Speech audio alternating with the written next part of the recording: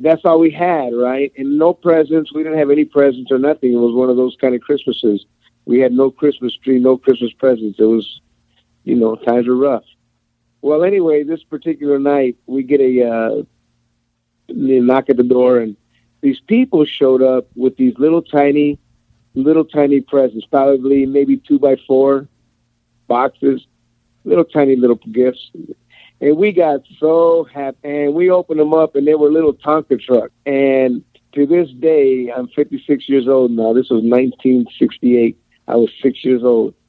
They still did not. There's no Christmas that stands out like that Christmas there, by that simple little gesture that these people did with the simple little gift. A tiny little gift given from a heart. I don't know if there's a bigger present you can give. Everybody listen to Darren Carter. I know that he's the party starter. So if you want to listen to a podcast for free, listen to our Pocket Party. Pocket Party. Oh yeah, baby. So let's start that party in your ear holes. Who wants a Christmas bonus? Who wants a Christmas bonus? You get a Christmas bonus, and you get a Christmas bonus, but mainly you get a Christmas bonus. Thank you guys so much for tuning in once again to the Pocket Party Podcast. As you can hear by the sleigh bells in the background, we've got extra episodes, Christmas episodes. Big shout out to Rems for donating. Shout out to Michael Knox for donating. To MF sending me a Christmas bonus this morning. That made me feel good. It made me want to put out extra episodes. That's right. Go to darrencarter.com/donate. Hit that donate button, that support the podcast button, and you will be doing a good thing for the podcast family. And because of that, I will reward everybody with extra episodes to keep you through the holidays.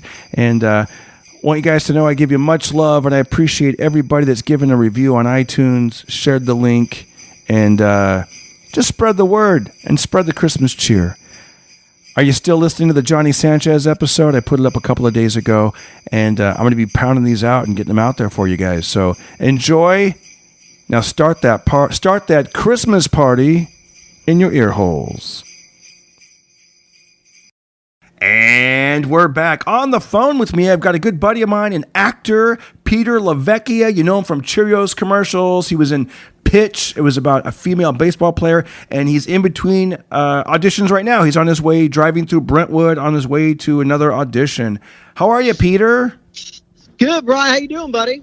I'm Merry good. Christmas. Merry Christmas, man. I wanted to get you on the air because for the Christmas bonus, I know you used to work at a Christmas tree lot out in New Jersey. How old were you when you worked at the Christmas tree lot? I was 14 years old. Oh, man. What was that like? Was that hard work? Was it fun work? Was it like being in a Hallmark movie? What was it like? Well, there's a little bit of a backstory. So my dad used to, he's been in real estate forever, and he had owned a business, and he was in between. He had sold one business and was moving into another, but he'd had a lot that he had owned. So it just so happened to be over the holidays, Christmas time. So my grandfather coordinated getting Christmas trees from us. Now, I grew up in an Italian family in New Jersey, and my grandfather, let's just say that the Christmas trees may or may not have fallen off a truck. And but we set up a Christmas lot in my father's, it was now like a building and a lot right on Route 22 in Greenbrook, New Jersey. And it was me, my older brother, my older sister, and we coordinated and put together and started selling Christmas trees. It was not only hysterical, but so much fun. I was 14 years old, and I was the biggest trash talking 14-year-old Christmas tree salesman that you'd ever see.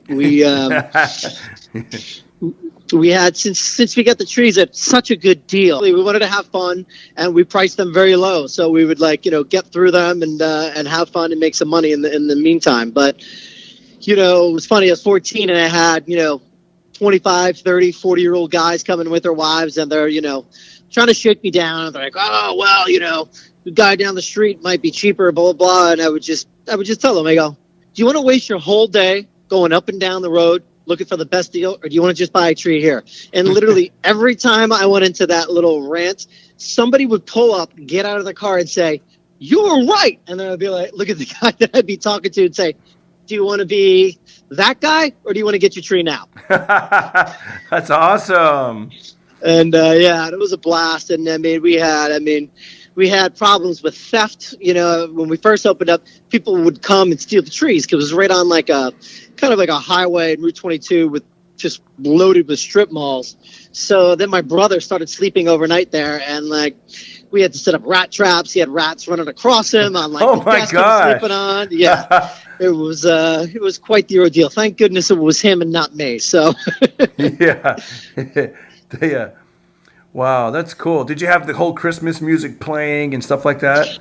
Oh, we were blasting music. We had Christmas music. We were playing rock. We were, it was positive vibes across the board, you know. So and everybody was picking up on it. They came in, they saw us, you know, joking around, having fun. And I mean, it was a blast. It was, you know, a family Christmas tree, you know, extravaganza, if you will.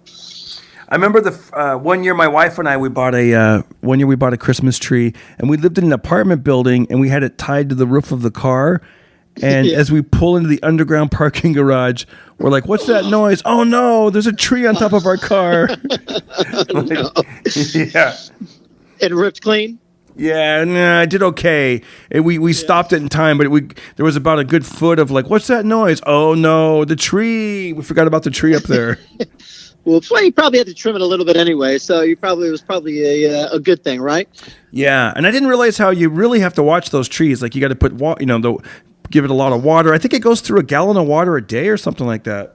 Yes, it most certainly does. You got to stay on top of that, which I've over the years kind of remembered and forgotten many times. Where next thing you know, you've got a fire hazard in the middle of your living room. Like, what's going on? Like, oh, I haven't watered it for 3 days. Oopsies. Yeah, and you forget how like the television really does get hot if it's too close to the TV. That TV gets hot. Oh yeah, especially here in Southern California, you got to be super careful just because it's so dry to begin with, and you got to stay on top of that.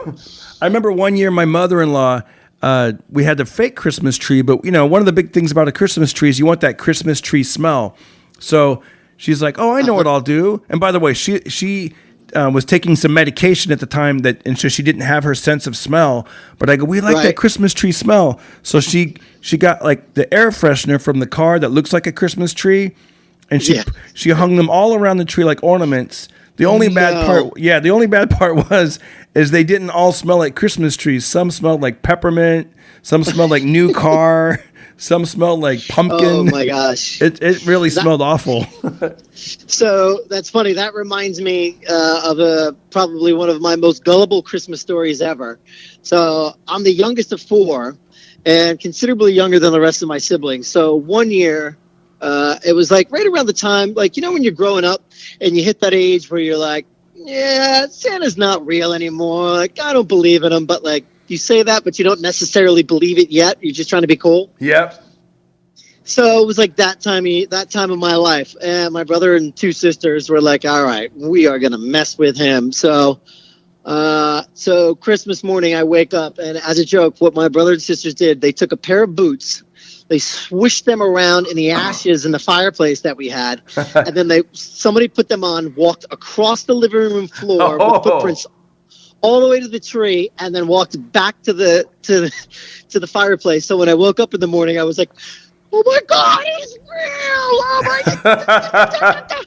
I was like hyperventilating, and I remember they were all laughing, and I was like, "What are you laughing at? Look!" It was just, I wanted to kill him. But how old were you?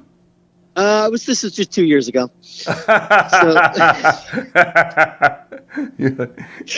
yeah, hilarious. No, yeah. So I don't know, 8, 9, I don't know, whatever that age is. So, but it was a good get. I'll give them that. So, but they got awesome. me good. Peter, before I let you go, what's your favorite Christmas song, or do you have one? Is there one that when you hear it, you're like, "Oh, it's Christmas time now, baby"? Christmas does not officially start for me until I hear Bruce Springsteen's version of "Santa Claus is Coming to Town." I agree, man. I love that version. Oh, wow. Yes. Yeah. Sand all whipping down the boardwalk. Yeah. New Jersey I style. I love it, man. Absolutely. Yeah, that's my favorite. Peter, I want to wish you good luck on this audition, and I want to wish you a Merry Christmas and a Happy New Year. And you're a goal-oriented guy. Any goals? Anything? Is there any advice you can do that you can share upon our listeners of way to get our goals achieved for 2020? Way to get your goals achieved. Being in the acting business, you get a lot of no's, so it's very easy to get down on yourself. But what I do to kind of just keep myself positive is just have lots of little goals, day-to-day achievable goals. I'm big into making lists because there's nothing better than making a big list and scratching off those items, the to-do, basically a to-do list. And even if it's something as small as like doing laundry or like, getting your kitchen cleaned or whatever, like little things like that, they count. They feel good when you cross those off. So, make small goals, make big goals, but you need to make small goals to get through the everyday challenges in life, Yep. I love it. I remember you had a poem you told me about that you had taped that you look at. And yes, yeah. I think one of these days, I can remember it. You're okay. Go for it. Yeah.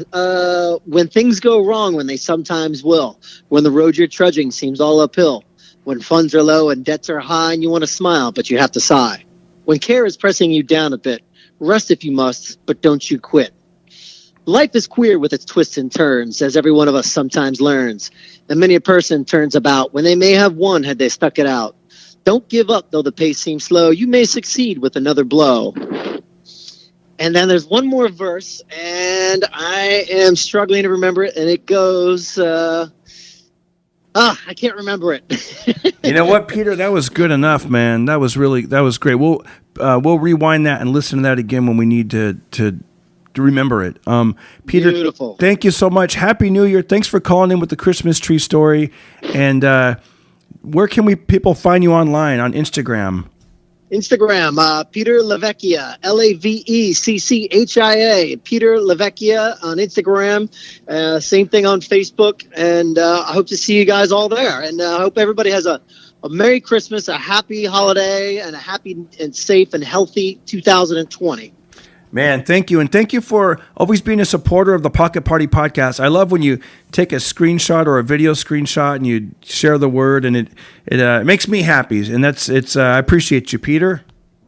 Well, Darren, I love your show, man. I love the positivity that you bring and the message that you bring, and everybody that you bring in. I always like to hear Frasier come on there, and it's just a good, uplifting show that gets me through my day. Whether I'm having a good day or a bad day, it makes me smile.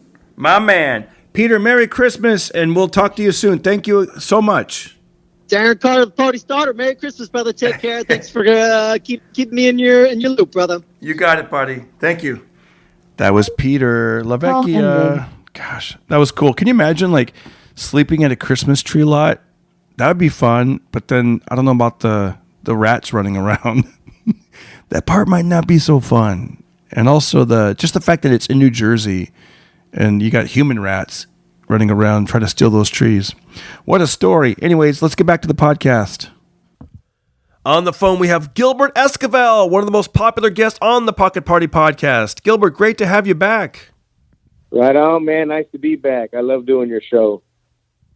Dude, so what was that big show you just did in the Bay Area with Cat Williams? No, it was here in L.A. at the Microsoft Theater. Oh, man. It was, yeah. So it was cool. It was a big old giant concert called the Why Can't We Be Friends concert. And it was with a bunch of famous people, but War, remember War?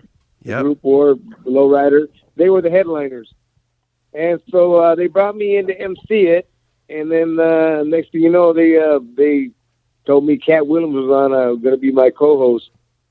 And so I'm like, all right, no problem. So, we did that. He was there. I introduced him. And then I guess they had some issues. There was little mix-ups and stuff like that. So he ended up introducing only one other act, and he left.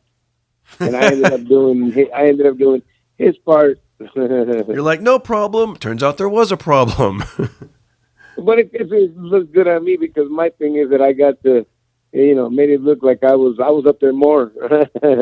That's cool, so, man. Yeah, I'm a ham. I'm a huge Cat Williams fan, man. I love his comedy, and I love your comedy. So that would have been just a real treat for the crowd, man, just to see that. Are you kidding me? Plus the group War and those other bands, amazing. Yeah, but all they had us doing was emceeing, introducing acts.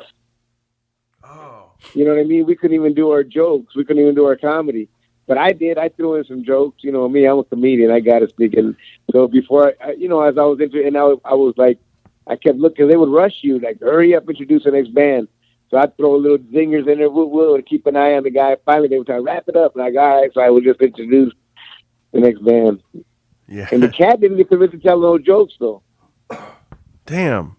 That's a disappointment to be able to see Cat Williams, and then they try to make the man, like, not do any material and no jokes. He's so freaking funny. I'm telling you, bro, it's like hiring a hooker and I'm letting her take her clothes off. You know what I'm saying? Yeah. It's like dry humping a hooker. I like yours better. Yeah. Okay, Anyway, this is a special Christmas episode. Can you share with us the Christmas story that you've shared at jails and every other place that you've performed?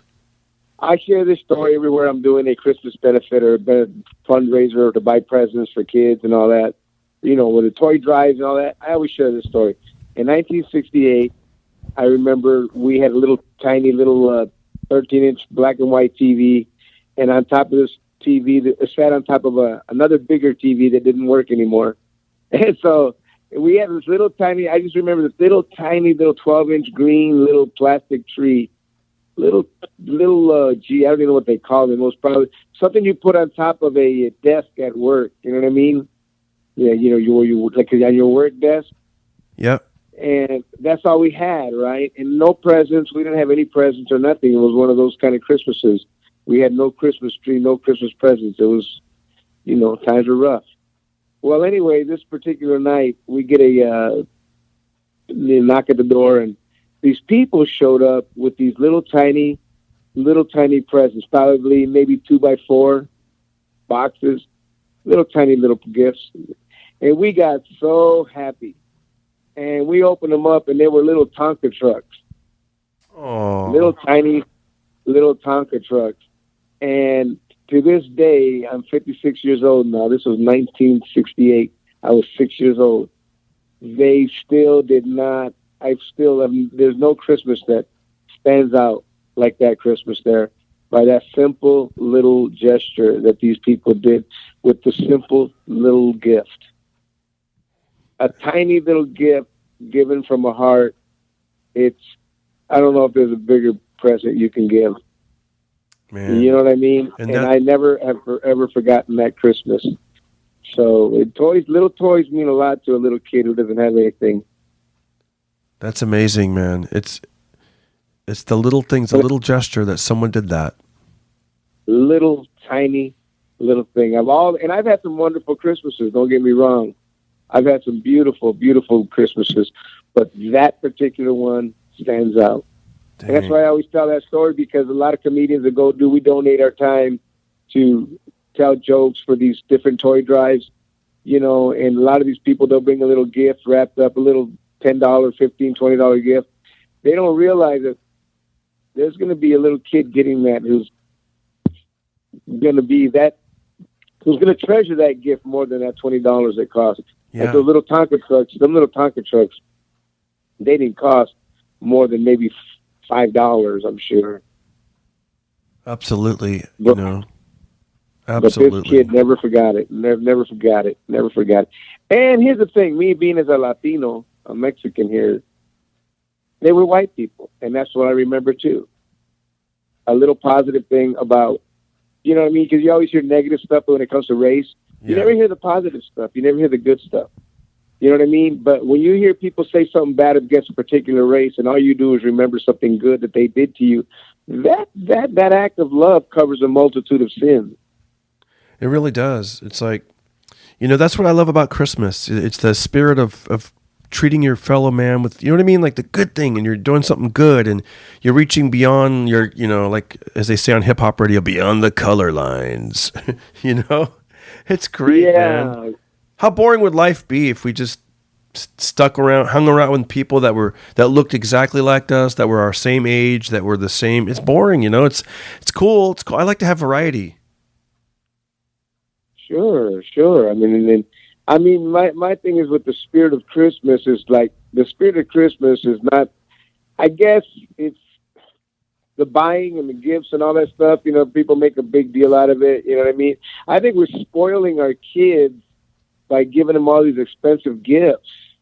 I don't think we are, you know, you see these kids nowadays that they open up a present and they throw it to the side. All right, and then because they want to open the next one, they don't even appreciate the gift they just got. They just like, oh yeah, and they're more concerned about the next present than they are appreciating the present they just opened. And what's dangerous about that, it leads into life later, where as adults we keep getting these good things in life, but we're so busy looking for the next good thing that we don't appreciate the good thing that we got, or the good things that we got, good things that we have now. You know what? I don't know what. There was something that clicked in my brain. I don't know what happened. It was a day, like I remember it clearly, at Christmas time with the big family, with my wife's family, and we're all opening up presents. And I kind of decided, like, you know what? Rather than opening up presents and being in my own world, because what would happen is I'd open up the presents. We're all opening up presents, and at the end, you're like, "What did you get? What did you get?" But I didn't even look up because I've been looking down the whole time. So now what I like to do is I like to watch what other people got, and then I save mine for last because I'm like, oh, that's so cool. They got this or that or this little cute sweater or whatever the thing is. I like to sit back and enjoy the look on their face of what it really is. You know, they say it's better to give than it is to receive. And I think that happens, especially when you're an adult, because when you're an adult, you can kind of go out and get your own thing that you want usually. You know what I mean? Yeah. They were asking me, like, we did this gift exchange, and $25 cap, you know, that we do because we got a big old giant family. So they asked what I wanted for it, and I'm like, what do you give somebody who's got everything?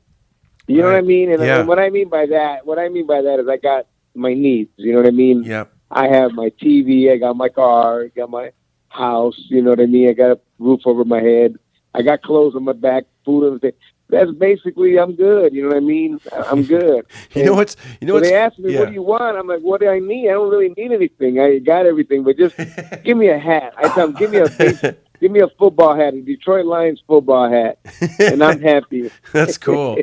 You know what, man? They say knowledge is power. I really feel like the best gift we can give ourselves is knowledge. Like when I learned how to like record a podcast, what equipment to use, how to edit it, how to put the stuff out there, how to create a YouTube channel, how to edit the ad, you know, and that was the best gift I gave myself, because it's just knowledge, man. You know, like you can be happy with the shirt for a while, then that kind of goes away. But when but I don't know how you could give someone knowledge for Christmas, but if they can give it to themselves, you know, or something that they're already interested in, and then you kind of, hey, I'm going to pay for some tutorials for you, or something like that, maybe. Or you know what? I mentioned this earlier, like gift cards to Starbucks, because it's like, okay, now I can go drink coffee and learn more. Well, knowledge is great. Knowledge is the more knowledge you have, the more things you'll have in life. Knowledge is, they call it, what's that saying? Knowledge is king. Yeah. Knowledge is king. You know, with the more knowledge you have, the more material things you can accomplish. You know what I mean? And that's the truth. The more knowledge you have, the more capable you are of getting ahead in life. However, here's the thing. Wisdom is far better than knowledge even. Yeah, that's true. And the difference between wisdom and knowledge is this. Wisdom, see, when you know something, unless you do it, it doesn't mean anything. In other words, if you know you shouldn't have done that and you did it anyways, you're a fool. See, there's a difference between a fool and a wise man with the same knowledge. See, wisdom is when you do what you were supposed to do with your knowledge. That's being wise.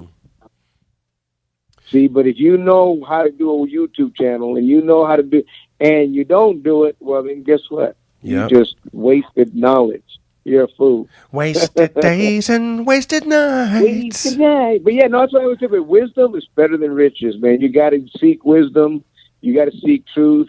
I think we spend more time, well, I can speak now as a grown man, but when I was a young guy, when I was single, you spend more time on where to go score, or you spend more time and energy on so many other things instead of wisdom. Yeah. It's funny, like when it comes to a gift, my son, to me, this is one of the most precious things I have. He wrote a nice little card, and all it said in the card was, "My dad is special because every single day he fills my mom and I with laughter and shows us true love." Wow. Dude, that's awesome. That when I read that, I'm like, I immediately took photos of it because I didn't want the piece of paper to, like spill coffee on it or get it ruined or something. And I said, I'm going to frame that, man. I'm going to frame that. Every single day he fills my mom and I with laughter and shows us true love. And he could have said anything, but he chose to write that. And to me, that was the best gift ever. One day in Detroit, I spent 5 hours with a billionaire, not a millionaire, a billionaire. Whoa. Roberts. His name was Roberts. His name was Michael V. Roberts. And he is one of the richest black entrepreneurs in the United States. He owns 64 companies. He's a billionaire, and I didn't even know it. Dang. But anyways, what he ended up telling me out of that meeting was, don't judge me by my millions. Judge me by my babies. And I was thinking today, I go, you know what? That's true. You can't judge me. I don't care how many funny shows you've done. I don't care how many big venues you've performed at, what you've done, accomplished in comedy and acting. What your son said about you, that's what you wanted people to do. Hey, you know what? Forget all that stuff. Listen to what he just said here. This is more than all of that. Mm-hmm. Judge me by my baby, what he said. That you want to know me? That's listen good. To him. Yeah. What he just said, you can judge me by that. Forget all that funny stuff. Judge me by this. This is what I want to be judged by. When you said he was a billionaire, I thought you were going to say, he said, don't judge me by my millions. Judge me by my billions. You know what he said? He said something. He said, you know the difference between a millionaire and a billionaire? What's that? No, he said, millionaires scream, billionaires whisper. Whoa! Oh, that's good, man. That's good. Gilbert, Merry Christmas, man, and I'll see you and have a Happy New Year. And we're going to get you back on the first quarter of the year and have you live in studio, the Pocket Party Podcast. Yes.